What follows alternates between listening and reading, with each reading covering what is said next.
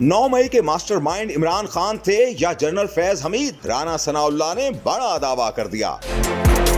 एक निजी चैनल के प्रोग्राम में गुफ्तगू करते हुए मुस्लिम लीग नून के सीनियर रहनुमा राना सनाउल्लाह का कहना था कि इमरान खान जब इस्लामाबाद में नवंबर का धरना और लॉन्ग मार्च ले आए तो उस वक्त भी यही बातें हो रही थी कि उनके पीछे किसी का हाथ है। ये लोगों का तज्जिया भी था कि इसके पीछे फलां साहब का हाथ है। अगर ये बातें हो रही थी तो इसके बारे में सबूत या इंक्वायरी पेश नहीं की गई।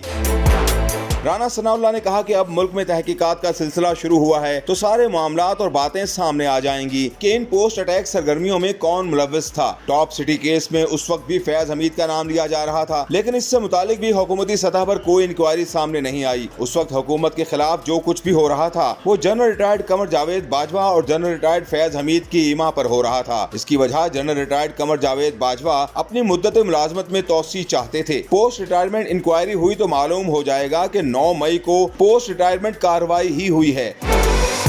एक सवाल के जवाब में राना सनाउल्लाह ने कहा कि 9 मई के बारे में हुकूमत ने बयान बदले हैं, ना अपनी पोजीशन बदली है। ये बात मुकम्मल वाज़ेह और सबूत के साथ मौजूद है कि 9 मई वाक़यात के मास्टरमाइंड इमरान खान ही हैं, क्योंकि उन्होंने खुलेआम कहा था कि अगर मुझे गिरफ्तार किया गया तो मुल्क में ये वो हो जाएगा। 9 मई वाक़यात में अंदरूनी या बैरूनी कुव्वतों का कोई हाथ था या नहीं, ये बात वाज़ेह है कि इसके मास्टरमाइंड इमरान खान ही हैं, चाहे उन्होंने ऐसा किसी और के कहने पर किया या खुद किया। तहकीकात के बाद सब कुछ सामने आ जाएगा। एक और सवाल के जवाब में राना सनाउल्लाह ने कहा कि आर्मी की कमांड की तैनाती का तरीकाकार आइन के मुताबिक होना चाहिए। आर्मी चीफ की तैनाती में अगर कोई झोल है भी तो इसे सरेआम पब्लिक में जेर बहस नहीं आना चाहिए। राना सनाउल्लाह ने मजीद कहा कि फौज मुल्क के लिए जाने दे रही है। जनरल कमर जावेद बाजवा या फैज हमीद ने जो भी किया वो उनकी जाती सोच और इनफरादी फेल था। इन लोगों को फौज से अलग करके जेर बहस लाया जाना चाहिए।